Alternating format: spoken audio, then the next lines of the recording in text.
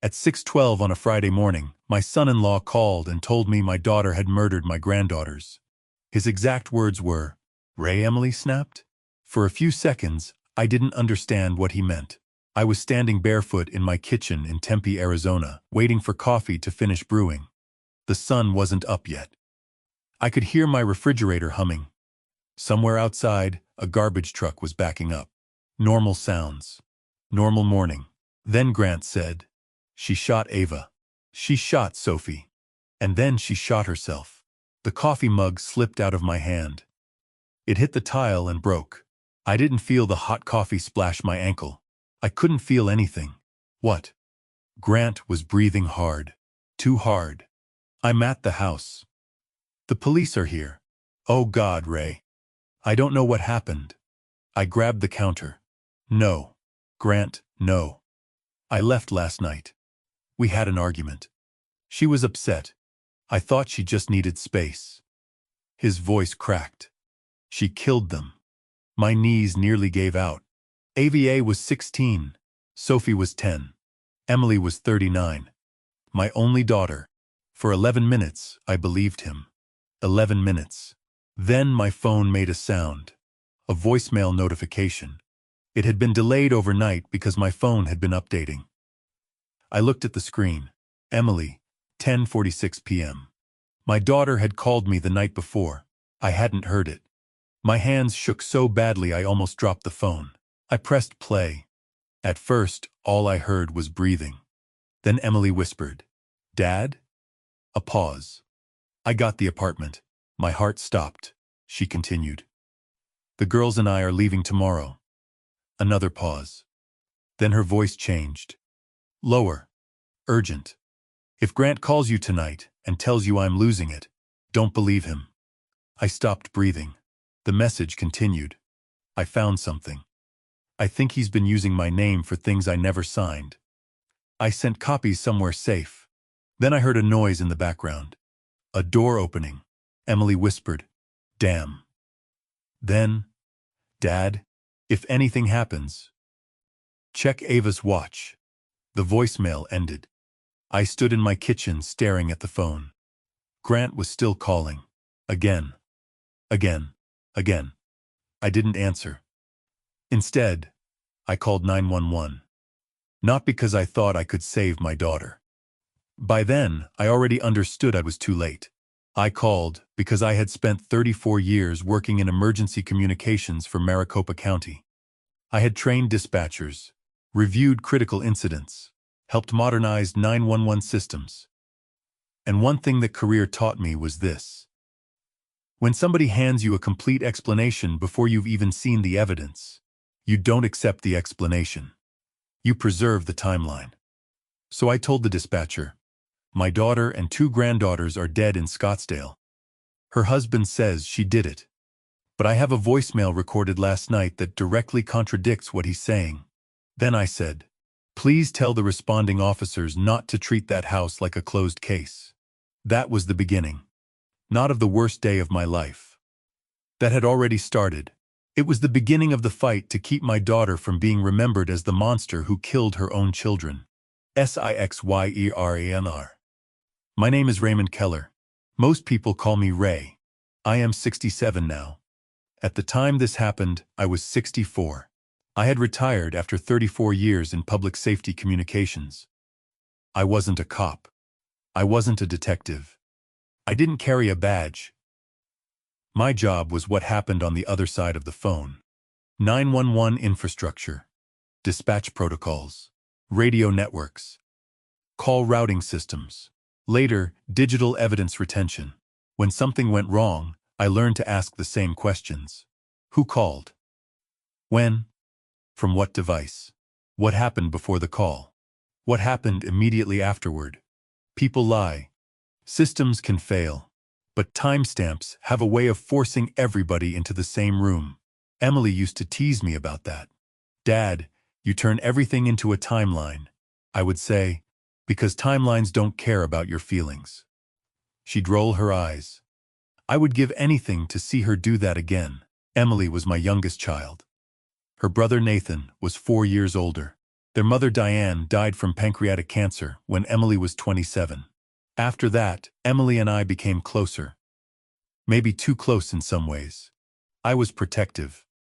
She was independent. We fought. Then we'd have dinner the next day, like nothing happened. Emily became a licensed cosmetologist in her 20s. Eventually, she built a loyal clientele doing hair, makeup, and bridal styling in Scottsdale.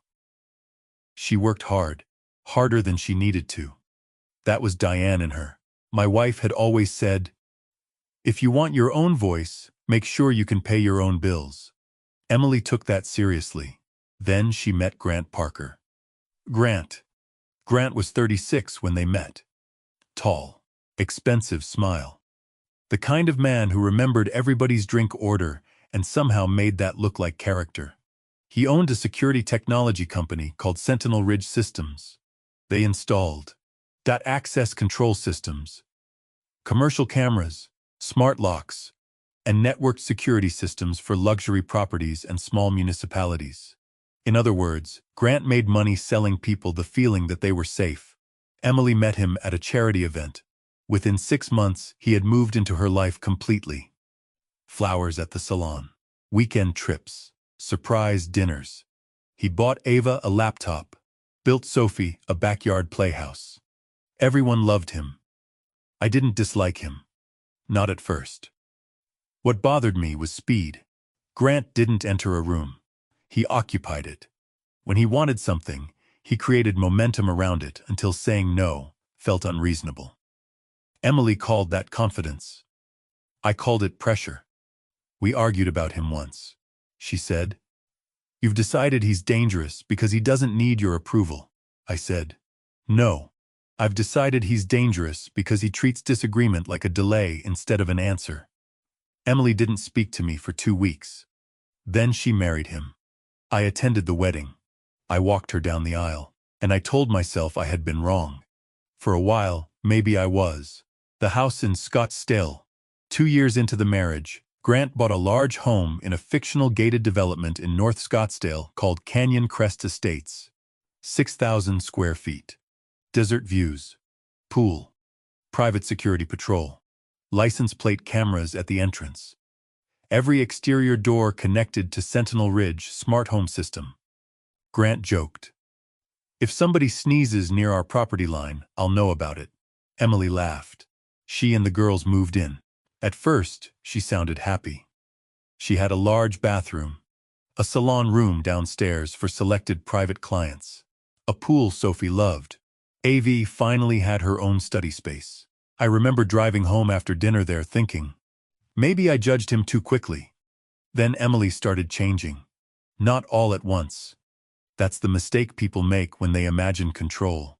They picture a locked door, a bruise, a scream. Sometimes it starts with smaller things. A joke that isn't really a joke. A phone call answered by somebody else. A friend you stop seeing because it causes an argument. A decision you don't make because it's easier not to fight. Emily stopped coming to Sunday dinner. Then she stopped bringing the girls. Grant always had a reason.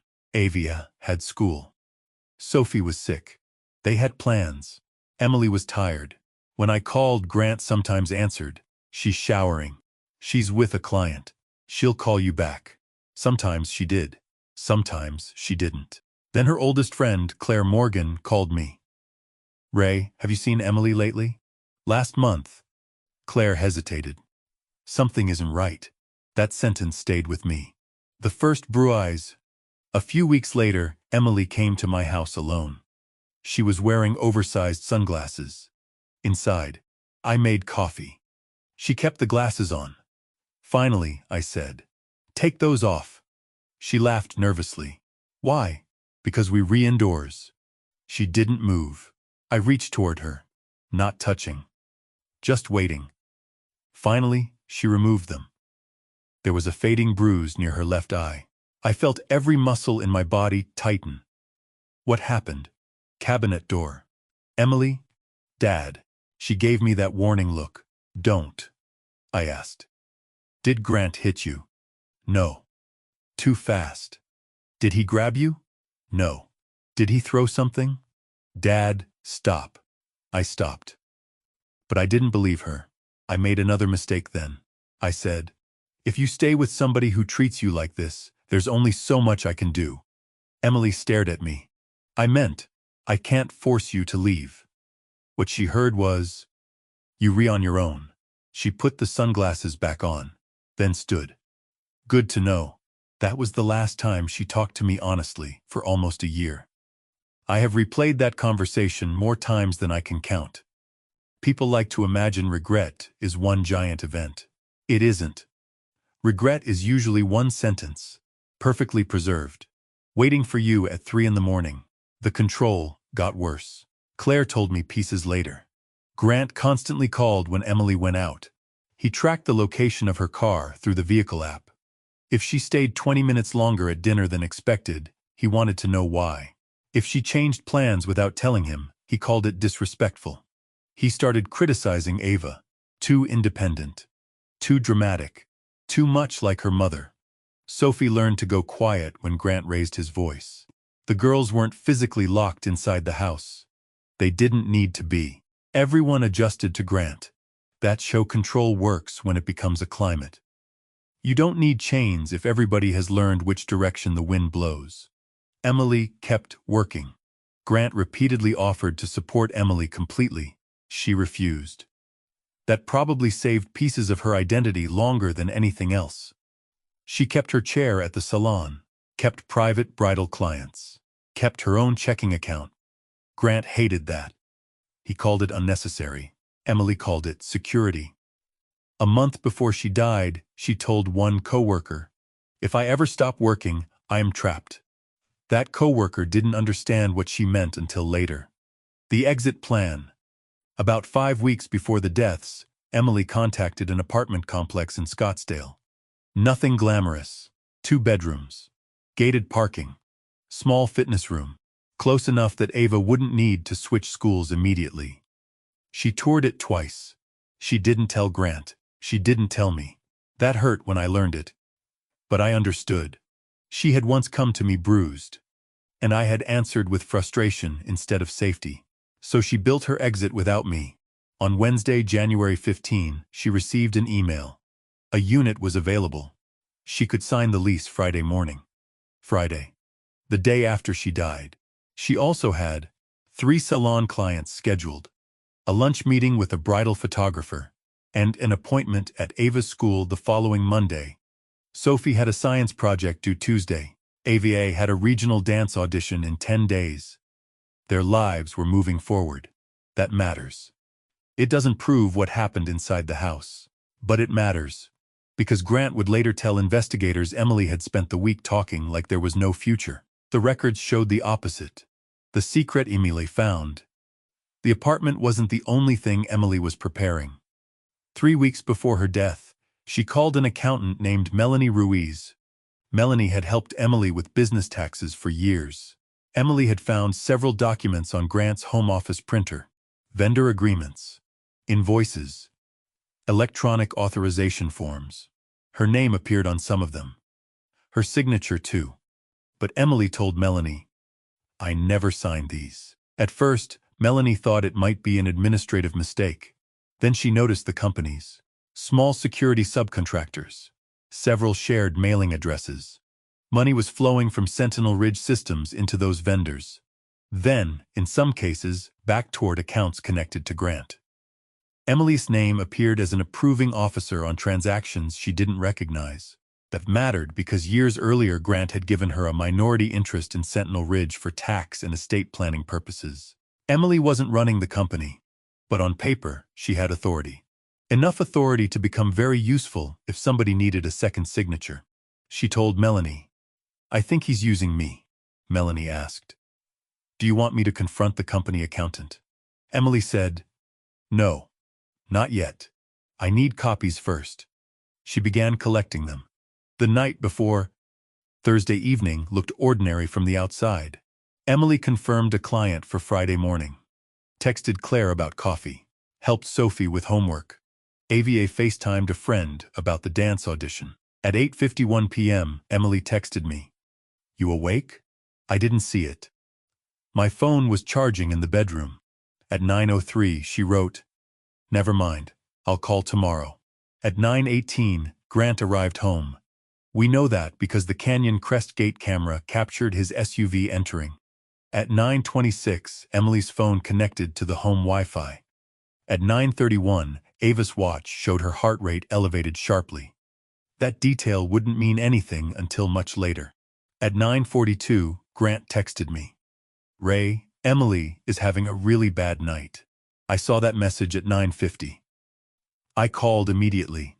Grant answered Emily's phone. "Where's my daughter?" "Upstairs." "What happened?" We argued. "She isn't herself." "What does that mean?" "She's talking irrationally. About leaving. About money. She accused me of things that aren't true." I said, "Put her on." "I don't think that's a good idea." "Grant, she needs to calm down." I stood from my chair. "I am coming over." "No." He said it quickly. Then softened his voice. "Ray, don't make this worse." I remember the exact words. "Don't make this worse." I should have gone. Instead, I hesitated. Because Grant said, "The girls are fine." And then, "I've got it under control." I let another man tell me he had my daughter under control. That decision will follow me until I die. The texts begin. At 10:02, Grant left the property, at least according to the main gate camera. His SUV passed the exit. At 10:07, he texted me. I left. Maybe she'll calm down without me there. At 10:11, she scared Ava tonight. At 10:16, Ray, I think Emily needs real psychiatric help. Notice how complete that story is becoming. Not, "We had a terrible fight." Not, "I'm worried." But, "Emily is unstable." Emily scared the children. Emily needs psychiatric treatment. A written narrative, building one text at a time. Then, at 10:27, I received a message from Ava's phone. "Grandpa, Mom is acting really weird. Grant left, and she's still freaking out." I called Ava. No answer. I texted, "Call me now."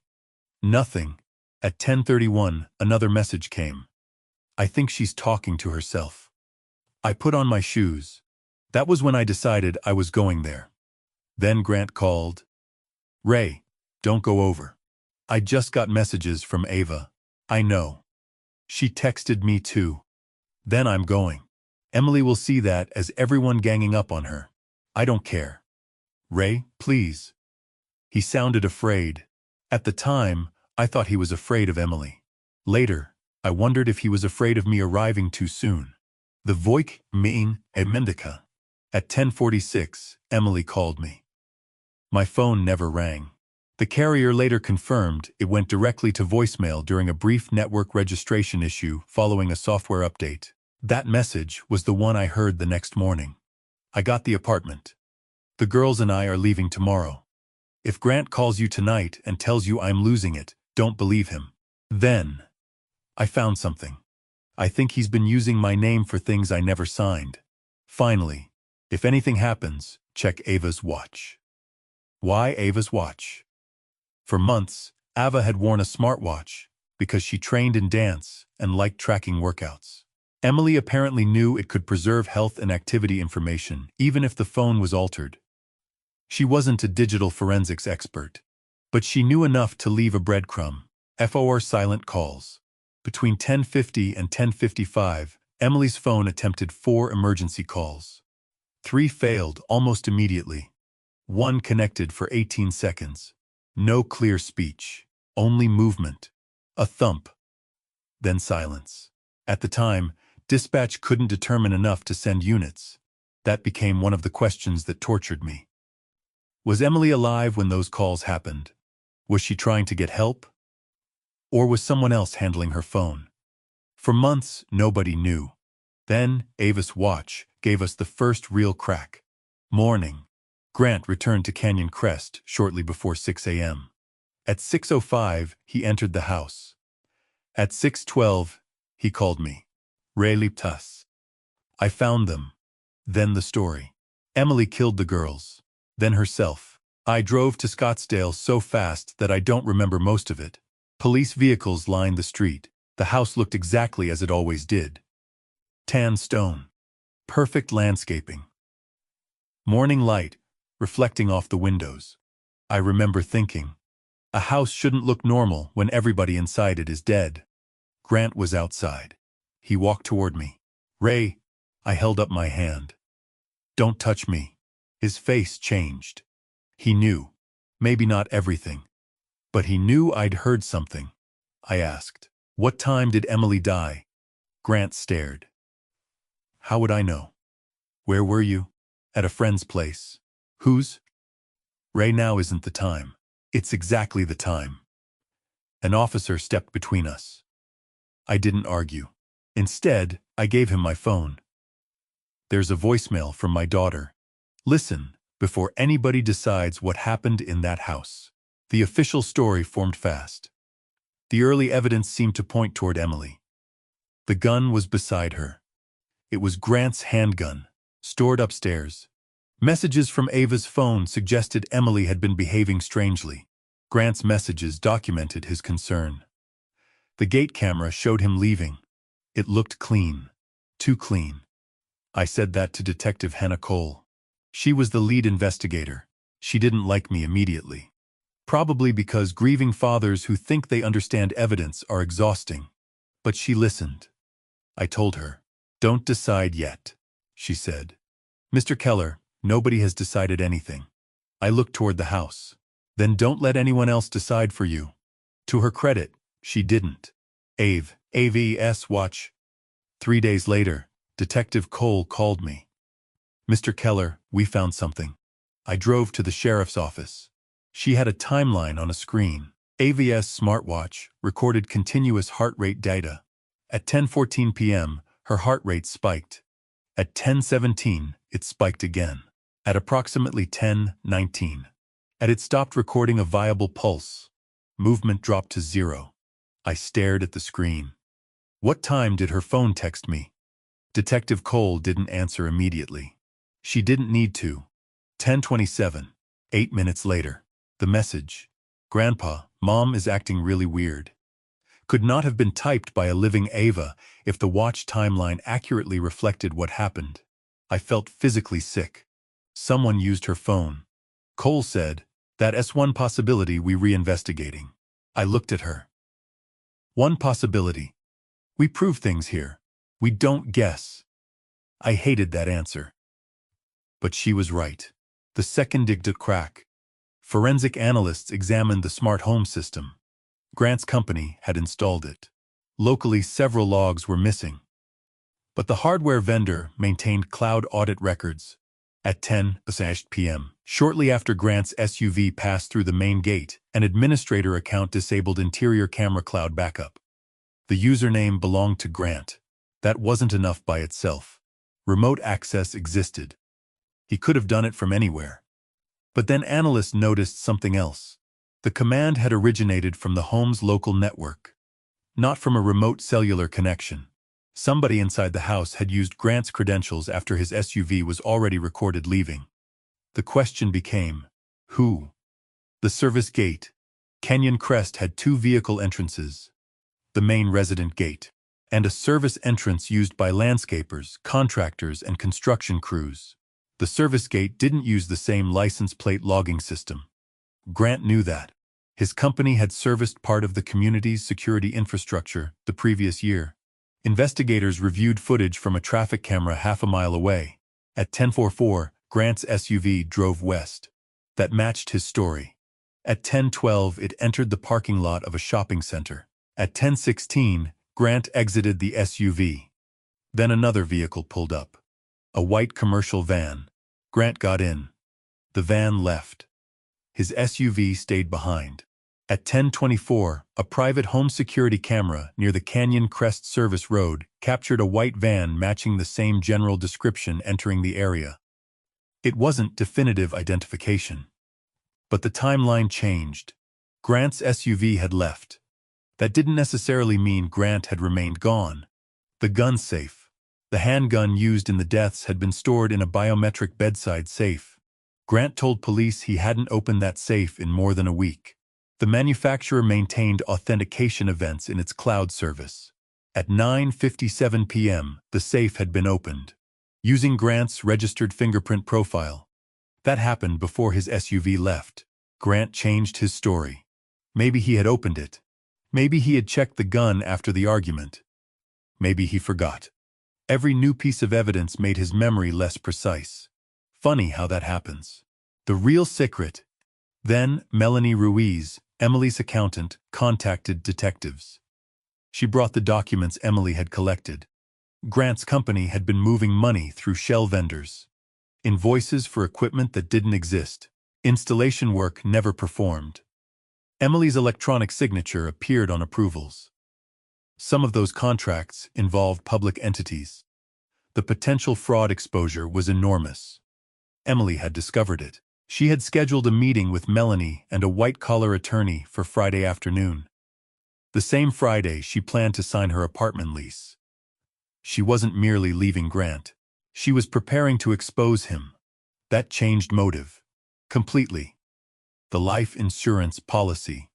I thought that was the biggest twist. It wasn't. Grant had a life insurance policy on Emily. That alone wasn't suspicious. Married couples have insurance. Business owners insure key people. But 6 months earlier, the coverage had been increased substantially. Emily had electronically approved the change. Melanie found the authorization inside a large packet of ordinary corporate documents. Emily had told her, "I don't remember approving this." The beneficiary structure was complicated. Part would flow to a family trust. Grant controlled the trust administration. More importantly, Emily's minority ownership in Sentinel Ridge had a buy-sell agreement triggered by death. If she died, Grant could consolidate control by purchasing her shares under a formula that heavily favored the surviving founder. If Emily left him alive, she could challenge everything. If Emily died believing everyone thought she had killed her children, her credibility disappeared with her. That was the sinister elegance of it. He didn't only need Emily gone. He needed her story destroyed too. The message from Ava's phone. The forensic extraction of Ava's phone produced another surprise. The message sent to me at 10:27 had been typed manually. But minutes earlier, the phone had been connected by cable to a laptop. Ava almost never connected her phone to a computer. The laptop's identifier matched a MacBook registered to Sentinel Ridge Systems, Grant's corporate laptop. The prosecution would later argue that someone had connected Ava's phone to Grant's laptop before the incriminating messages appeared. Grant's lawyers argued that the laptop had been used by multiple family members. Again, one clue alone wasn't enough. But clues were starting to stack. The silent 911 call. The 18-second emergency call from Emily's phone was enhanced.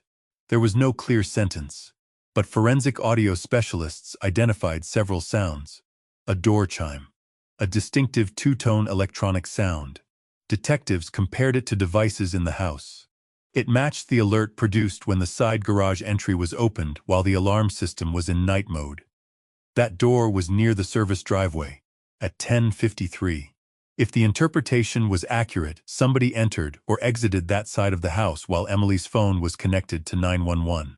The house that was supposed to be secure had quietly recorded its own contradiction. The woman in the van. Investigators eventually identified the white van.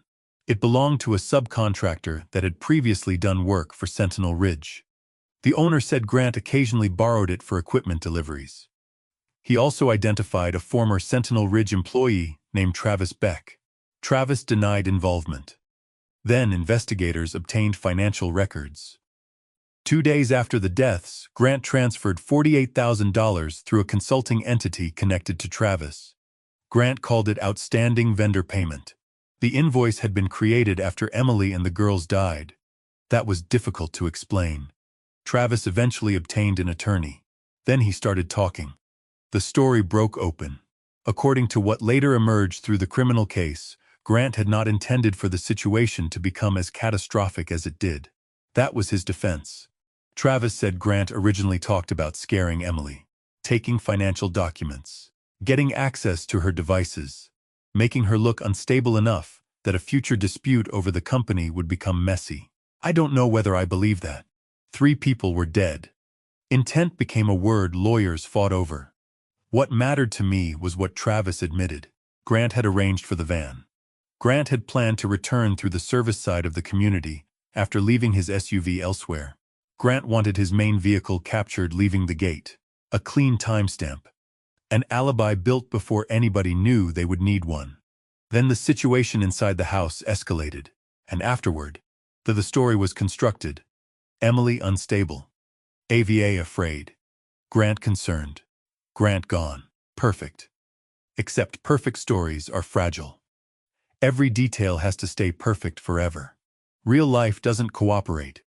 A smartwatch remembers. A gun safe remembers. A cloud server remembers. A bank remembers. A dead woman's voicemail remembers. The hardest part wasn't Grant. Grant was arrested 11 months after Emily died. By then, I had spent almost a year waking up every morning wondering whether the world would continue believing my daughter had killed her children. When the arrest finally happened, reporters called me. I didn't feel victorious. I felt tired, because Grant wasn't the hardest part. The hardest part was what I had to admit about myself. Emily had tried to show me she was in trouble. The bruise, the isolation, the phone calls, the fact that she stopped visiting. I had recognized pieces, but when she refused to leave on my schedule, I became frustrated. I told her, "There's only so much I can do." What I should have said was, "Whenever you're ready, call me." No lecture, no judgment, no condition. Just call me. Instead, she built an exit plan without me. And the night she finally did call, I didn't hear the phone. People told me for years, "Ray, you couldn't have known. They rewrite. And they re-wrong." I could not have known what Grant would do. But I could have made it easier for my daughter to know she had somewhere to go. That difference matters.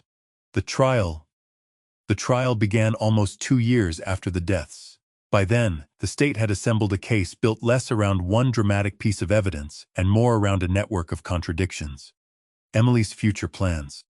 The apartment, work appointments, the meeting with the accountant, the documents she copied, Grant's early messages describing her as unstable, AVA's watch, the message sent after her recorded heart activity ceased, the camera backup command originating inside the house, the service road van, the biometric gun safe log, the insurance changes, the fraudulent vendor records, the payment to Travis, the emergency call, Grant's changing explanations. No single piece carried the entire case. Together, they created something much harder to dismiss. A pattern. I understood patterns. I had spent a career watching emergencies become timelines, but I had never imagined the most important timeline of my life would belong to my own daughter. Grant's defense. Grant's attorneys argued that Emily had been emotionally volatile, that digital records could be misunderstood, that Ava's watch might have stopped reading accurately, that multiple people used household devices, that business disputes were being turned into murder motives, that Grant leaving through the main gate proved he had removed himself from the conflict. Reasonable doubt. That was their job. Then the prosecution played Emily's voicemail.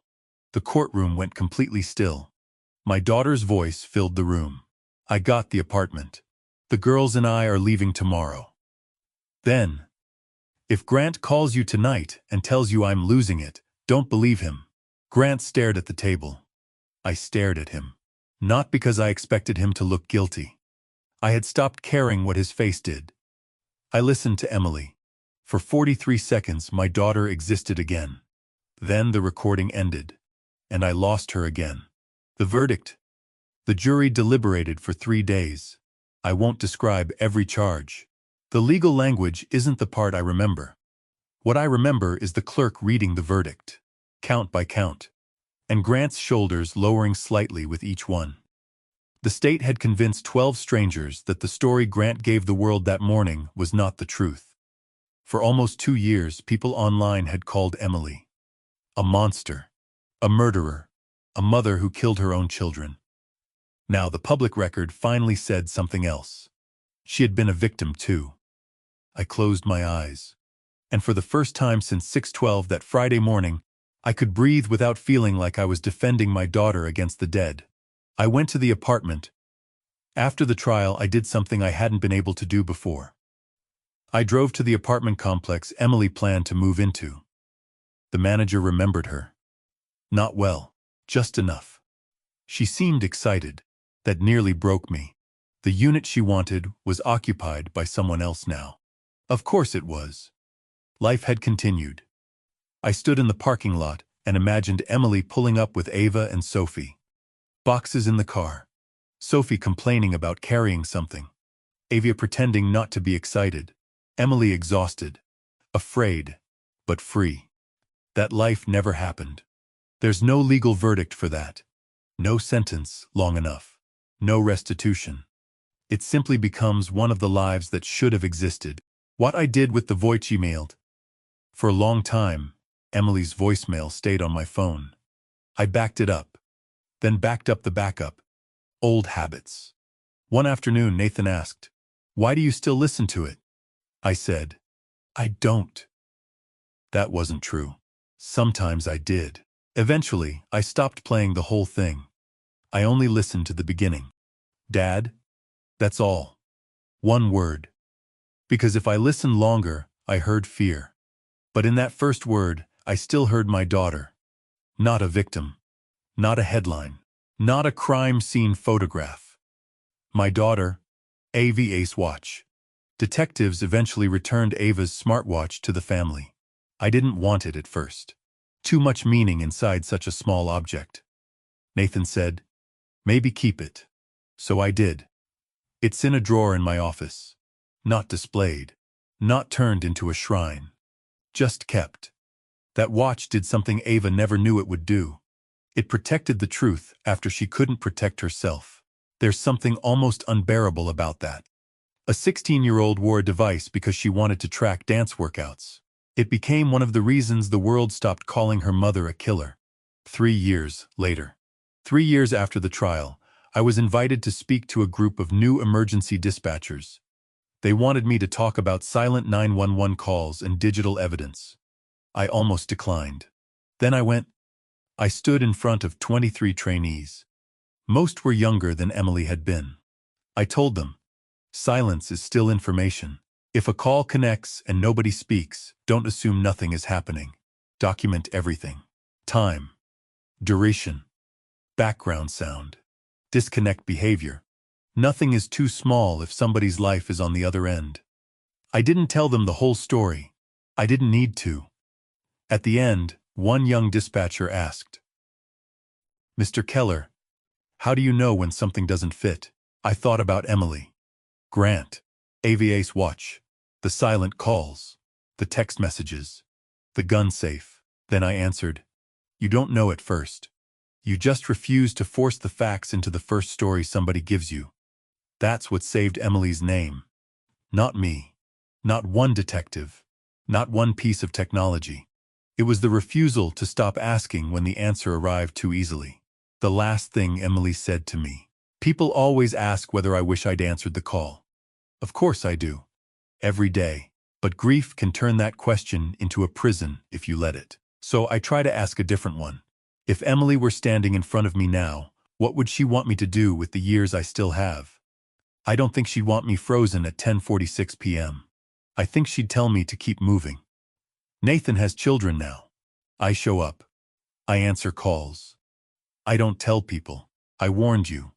I don't say, "Call me when you're ready to listen." I say, "Call me." Period. That's the lesson that cost too much. Grant tried to build the perfect story.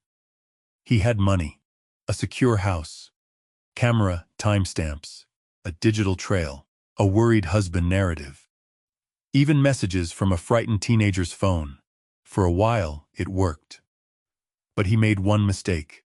He thought technology only recorded the story he wanted it to tell. He forgot technology records contradictions too. The watch on a girl's wrist, the audit log in a gun safe. A server nobody remembered existed. A silent call. A delayed voicemail. Tiny things. Ordinary things. The kind of things people overlook because they don't look dramatic. But truth isn't always dramatic. Sometimes it's just one timestamp refusing to move. My daughter called me that night because she was finally ready to leave. I missed the call. I will carry that forever. But I heard the message.